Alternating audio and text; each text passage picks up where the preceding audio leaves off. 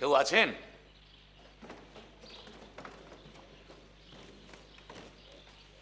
কাকে চাই? কাকে চাই?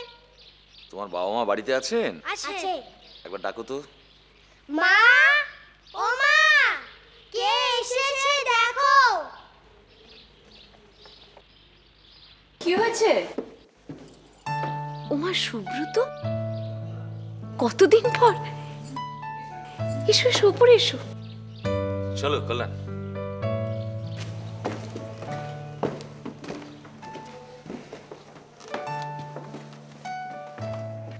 আসুন, বসো। বসো কল্যাণ। হ্যাঁ, আলাপ করিয়ে দিই। এ হচ্ছে আমার সহকর্মী বন্ধু কল্যাণ রায়। নমস্কার। নমস্কার। এই নামটার সাথে তোমার পরিচয় থাকলেও থাকতে পারে, ও হচ্ছে একজন লেখক। হ্যাঁ হ্যাঁ, ওনার নাম আমি শুনেছি। আর এ হচ্ছে অদিতি দেবী, অদিতি হ্যাঁ চ্যাটার্জি। হ্যাঁ, আপনার নাম তো শুনেছি, আর গানটা রেডিওতে শুনেছি। আজকে চাক্ষুষ দেখার সৌভাগ্য হলো। মৃগাঙ্ক নেই? হ্যাঁ আছে তো, ওই স্টুডিওতে। কাল থেকে একটা আঁকার পেছনে পড়ে রয়েছে, শেষ করতে হবে। আমি ডেকে নিচ্ছি। না, আমি যাই না, স্টুডিওটা দেখা হয়ে যাবে, অনেকদিন দেখিনি। আচ্ছা, এসো, এসো। আসুন। চলো কল্যাণ। এই দেখো কারা এসছেন। আরে কি ব্যাপার, কি এতদিন বাদে বল। শোনো, তোমরা গল্প করো, আমি ততক্ষণ চায়ের ব্যবস্থা করি। বাহ, বল। হ্যাঁ, আমার বন্ধু কল্যাণ রায়, ও একজন শিল্পী। নমস্কার। অবশ্য তোর মতো নয়, ওই ক্যানভাসের মধ্যে রং তুলি দিয়ে ও আঁচড় টানে না, ওর আঁচড় টানা হচ্ছে কাগজ আর কলমে। বাহ বাহ, খুব দারুণ বন্ধু, এতদিন বাদে মনে পড়লো, কি ব্যাপার কি? হ্যাঁ, আসলে অনেকদিন বাদেই একটা দরকারটা অবশ্য আমার নয়, কল্যাণের। কিন্তু দরকারি কথা বলার আগে কি ছবি আঁকছি সেটা একটু দেখিস। হ্যাঁ, দেখ দেখ।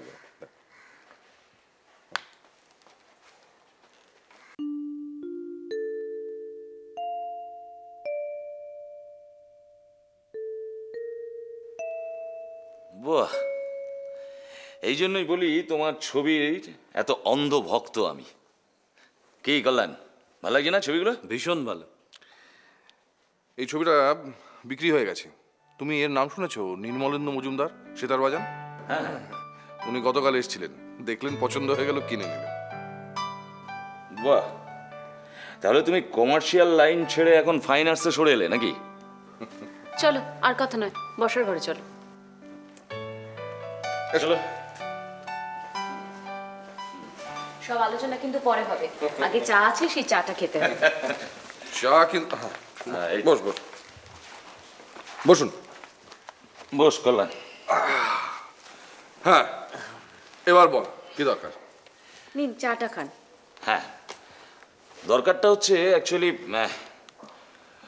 কল্যাণ অনেকদিন ধরেই এই সাহিত্যকর্মের সাথে যুক্ত আছে। ইতিমধ্যে সাহিত্য জগতে বেশ নামডাকও হয়েছে ওর। তো ওর 25টা ছোট গল্প নিয়ে একটা বই ছাপাতে রাজি হয়েছে বসুধা পাবলিশার্স। বাহ, খুব ভালো। হ্যাঁ, তো পাবলিশার্সের ইচ্ছে হচ্ছে যে বইটার যে প্রচ্ছদটা হয় না, সেটা যাতে তুই আঁকিস। হ্যাঁ, মানে আজকালকার দিনের লেখকের ললাট নির্ভর করছে নাকি বইয়ের মলাটের উপর। না কিন্তু ও কি করে এখন প্রচ্ছদ আঁকতে পারবে? একটা নতুন ছবি নিয়ে এত ব্যস্ত আছে। আসলে ওর কথায় কিছু মনে করবেন না। ওটা ছাড়াও আরও একটা কাজ আছে। সমাজ ও সঙ্গীত পত্রিকা ওকে একটা আর্টিকেল লিখতে দিয়েছে গানের উপরে। তো অদিতি বলে যে সঙ্গীতের তথ্য ব্যাকরণও জানা নেই, তাই আর্টিকেলটি আমাকেই লিখে দিতে হবে। তো যদি জিজ্ঞেস করিস, দেখবি চিত্রকলার ব্যাকরণ আর ইতিহাস ওর একেবারে মুখস্থ। মোটেই তা নয়, ছবি আঁকতে পারি না তো, তাই আর্ট সম্বন্ধে 2-4টে বই পড়ে স্বাদ মেটাই। তোরা দুটিতে কিন্তু বেশ আছিস। আমি দেখছি যে ওই লেখাটা আর ছবিটা যদি তাড়াতাড়ি শেষ করতে পারি। তুই কিছু মনে করিস না? না না, এতে মনে করার কি আছে? তা কেন, এত কষ্ট করে এত দূর থেকে এলেন। তাহলে একটা কাজ করো না, এই কষ্টটা লাঘব করে দাও, তুমি একটা গান শুনিয়ে দাও। না না, আজ নয়, সর্দিতে গলাটা বুঝে গিয়ে ভারী অসুবিধায় ফেলেছে ইদানিং। হ্যাঁ, কদিন ধরে এই গলার ব্যথায় খুব কষ্ট পাচ্ছি। ঠিক আছে, আজ না হয় থাক না, অন্য আরেকদিন শোনা যাবে গান। হ্যাঁ, তবে অন্য আরেকদিন একটু বেশি সময় হাতে নিয়ে আয়, আপনিও আসবেন। আচ্ছা, আমি কি এই ব্যাপারটা নিয়ে আশায় থাকতে পারি তো? পরে খোঁজ নেবো একটা। অবশ্যই। ঠিক আছে, তাহলে আজ উঠি নাকি? হ্যাঁ, আয়। নমস্কার। হ্যাঁ, নমস্কার। চলো কল্যাণ।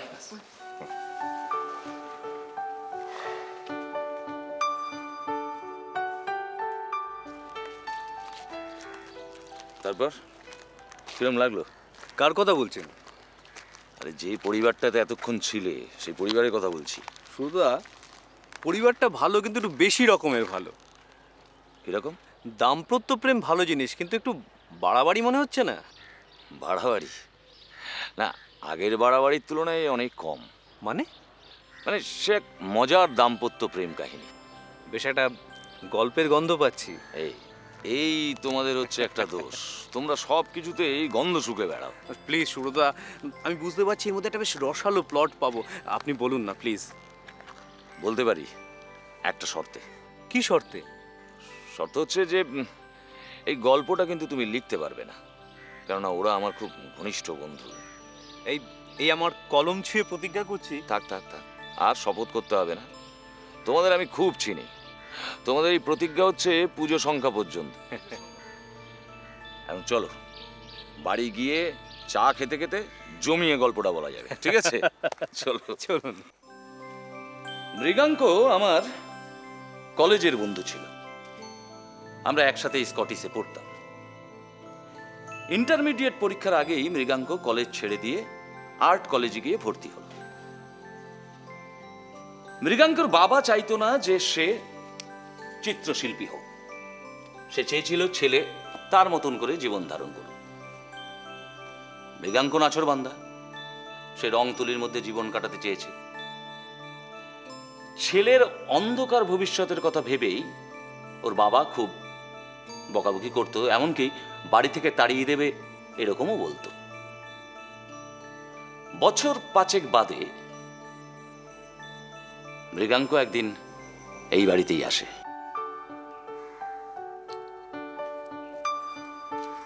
Gold? Yes my friend, gold আজকেই কলেজে দিয়েছে। বাহ, তাহলে মৃগাঙ্ক চাটুর্যে আজ থেকে gold medallist. Really really proud of you my dear friend, really proud. কাকা কাকিমা খুশি হয়েছে? না রে, এখন তো বাড়ি যাইনি, ওদের কিছু বলিনি, প্রথমেই তো তোর কাছে এসেছি। না, এটা অন্যায়, এটা অন্যায়। এত সুন্দর একটা খুশির খবর ওনারা পেলে কতটা খুশি হতো বলতো? খুশি হবেন কিনা জানি না, বলে ভালো, না হলেও দুঃখ নেই। কিন্তু এই মেডেলটা পাওয়ার পর তোর এখানে আসাটা আমার কর্তব্য বলে মনে হয়। কারণ তুই প্রথম আমাকে পরামর্শ দিয়েছিলি আর্ট কলেজে ভর্তি হওয়ার জন্য। ঠিক আছে ঠিক আছে, তোর আর আমাকে নিয়ে গুণগান করতে হবে না। শোন, কলেজের লাস্ট বেঞ্চে বসে তুই যখন নাকি ওই স্কেচ করতি না, আমি তখনই বুঝেছিলাম যে তোর দ্বারা ছবি আঁকা হবে। নে, এখন এটা একটু গলায় ঝোলাতো দেখি।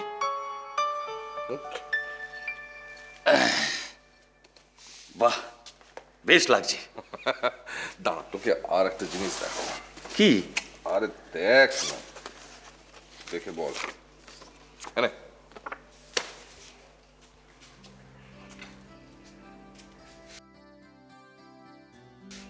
এটা কে?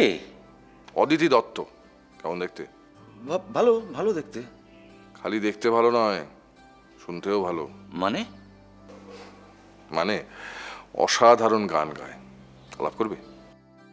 আরে সে না হয় করা যাবে, কিন্তু ব্যাপারটা কি খুলে একটু বলতো। এ হলো আমাদের কলেজের নতুন প্রফেসর অবনী দত্তের মেয়ে অদিতি। আমরা দুজন দুজনকে ভালোবাসি, বিয়ে করতে চাই।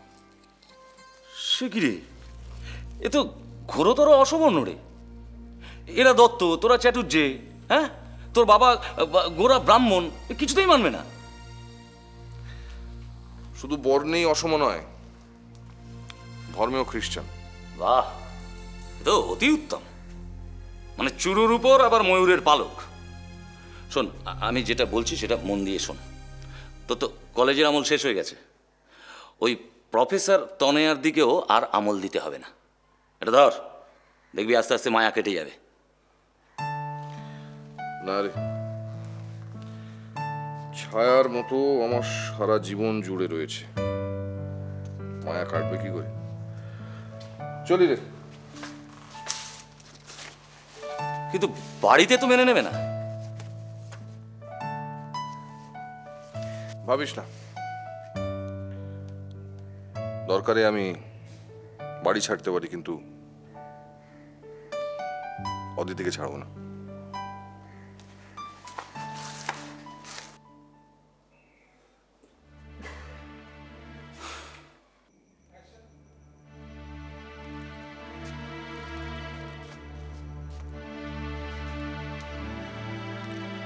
আপনি আমাকে ডেকেছেন? যা শুনছি তা কি ঠিক? কি ব্যাপারে? তোমার মাকে বিয়ের ব্যাপারে যা জানিয়েছ,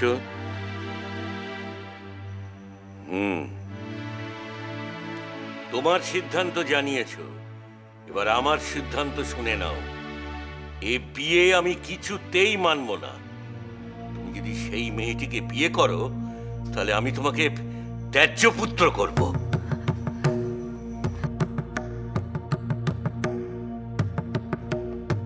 খোকা, খোকা!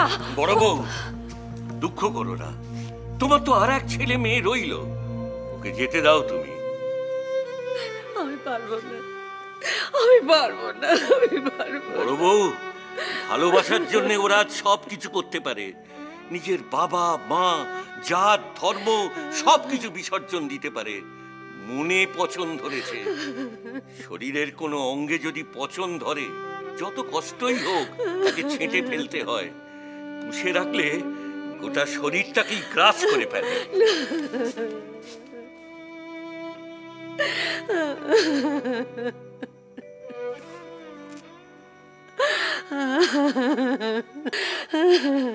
একটা মেয়ের জন্য শেষে কুল ধর্ম সব ত্যাগ করবি?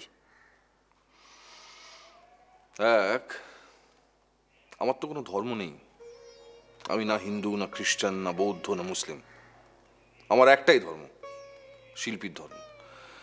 তাই আমি যে কোনো ধর্মের মেয়েকে বিয়ে করতে পারি।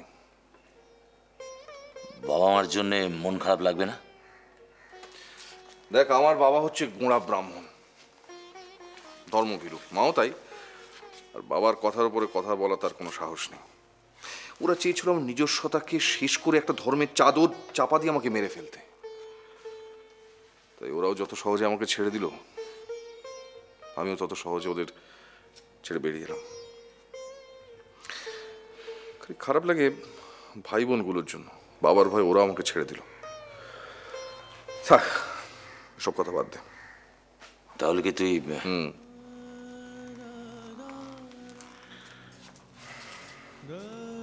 আমি আমি অদিতিকেই বিয়ে করবো। তুই এই সমস্ত কেন আনতে গেলি বলতো? কেন আনতে গেলাম তুমি কি করে বুঝবে?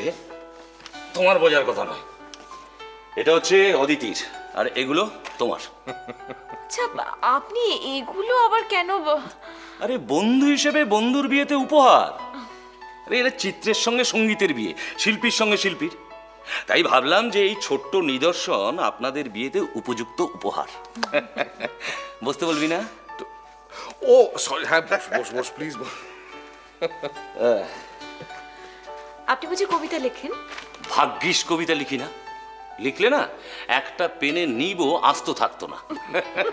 হ্যাঁ, অবশ্য আমি কবিতা দেখি। মানে? মানে এই যেমন আমার সামনে দুটো পংক্তি দেখতে পাচ্ছি। সুব্রত, তুই আমাকে তুই করে বলিস, কিন্তু আমার স্ত্রীকে বলছিস আপনি করে। এটা তো হতে পারে না। তোরা বরং একে অন্যকে তুমি করে বল। আমার আপত্তি নেই, আমার কোনো রকম কোনো আপত্তি নেই। ঘরটা কিন্তু বেশ ভালো সাজিয়েছিস। নতুন জীবন, নতুন সংসার, নতুন স্বপ্ন নিয়ে বাঁচবো।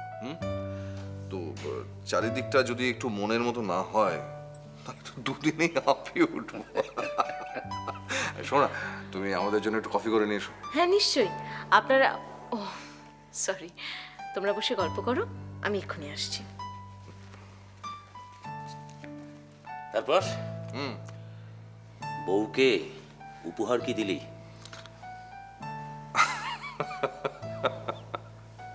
ওরই একটা অয়েল পেন্টিং এঁকে উপহার দিয়েছি। দেখ, রং ছাড়া ওকে আমার কি দেওয়ার আছে বল? আর ওর কাছ থেকে সুর ছাড়া নেওয়ার নেই কিছু।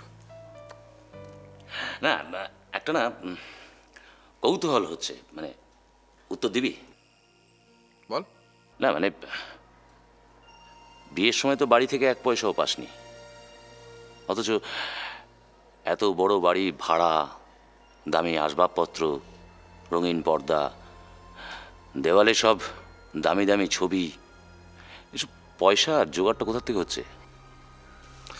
এ সবই অদিতির টাকা। মানে ও আসার সময় ওর বাবা মার কাছ থেকে 1000-5 টাকা নিয়ে এসেছিল, সে থেকেই আমি কিছুটা নিয়েছি। না, আমি অশোককে কথা দিয়েছি যে আমার ছবি বিক্রি করে সব টাকা আমি শোধ করে দেবো। আচ্ছা, অদিতি সুখী? সেটা তুই ওকে জিজ্ঞাসা কর। না, তোমাদের কফি রেডি। First class. ধরো। হ্যাঁ গো, তুমি তোমার বন্ধুকে কি শুধু কফি খাওয়াবে? ও রাইট রাইট, কথাটা একদম না না না না, একদম আতিথেয়তা নয়, এই কফি হবে বেশ। আর কফি ঠিক আছে, থাক না। না না, আমি কোনো কথা শুনবো না। আমি যাবো আর আসবো, এই ফাঁকে তোরা দুজনে বসে একটু গল্প কর। ও, আর যদি চাস তাহলে এই প্রশ্নের উত্তরটাও জেনে নে। কি প্রশ্ন? সুখী কি না? আমি সুখী, খুব সুখী।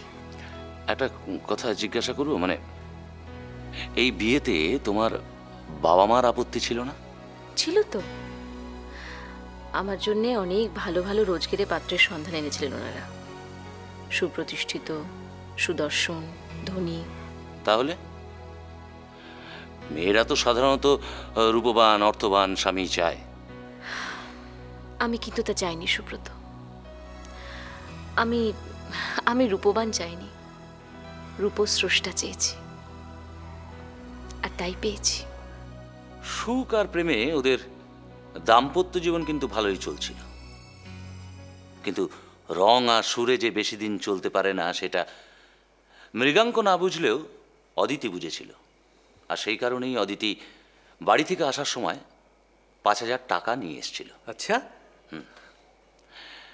কিন্তু নিমেষের মধ্যে সে টাকাও শেষ হয়ে যায়। এমন একটা অবস্থা হয় যে ঘরে হাঁড়ি পর্যন্ত চড়ছিল না। সেই সময় একবার মৃগাঙ্ক আমার বাড়িতে আসে। আচ্ছা ভাই, সেই যে তুমি একবার আমাদের বাড়িতে গেলে, তারপর থেকে তো তোমার কোনো খোঁজ খবরই নেই। না গো, অফিসে কাজের চাপে না এই সামাজিক ভদ্রতাগুলো জীবন থেকে একদম হারিয়ে যেতে বসেছে। ও, কাজের চাপে? তার মানে বেশ সুখী আছো?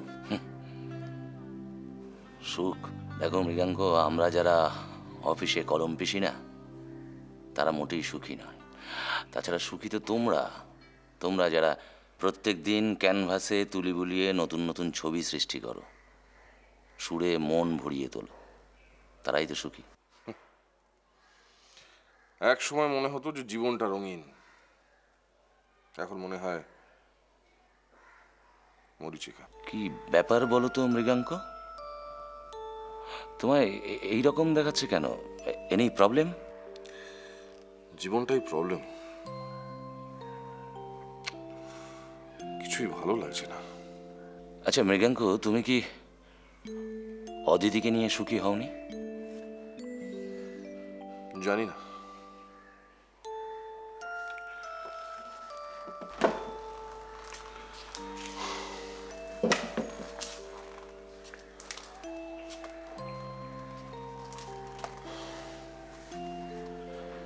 সুখ দুঃখ বিচার করার মাপকাঠিটা আমার কাছে নেই। তবু আমি নিজেকে অনেকবার জিজ্ঞেস করেছি, উত্তর পাইনি। উত্তর নেই আমার কাছে। অদিতি তো সবসময় আমার চারপাশে রয়েছে, ও সব কিছু দিয়ে আমাকে ভালোবাসছে, আমিও ভালোবাসছি, কিন্তু কিন্তু কি?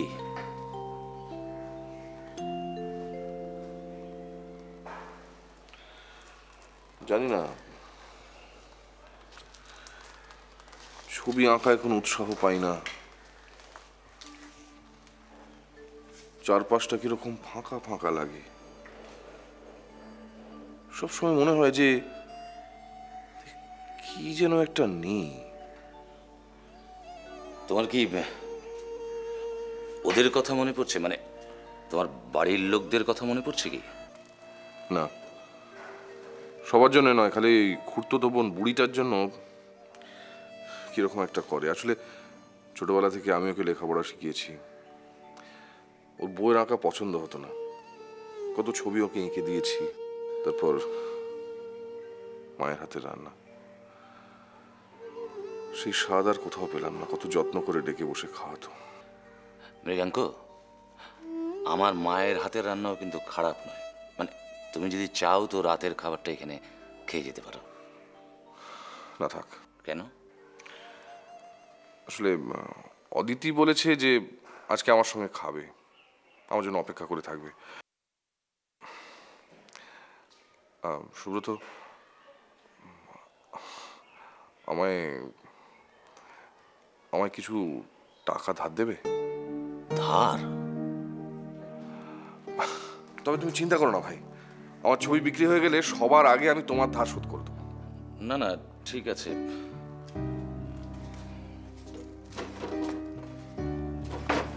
এই নাও, তুমি তোমার সুবিধা মতন ফেরত দিও। আজ আমি চলি, বুঝলে? যত তাড়াতাড়ি সম্ভব তোমার টাকা আমি দিয়ে দেবো।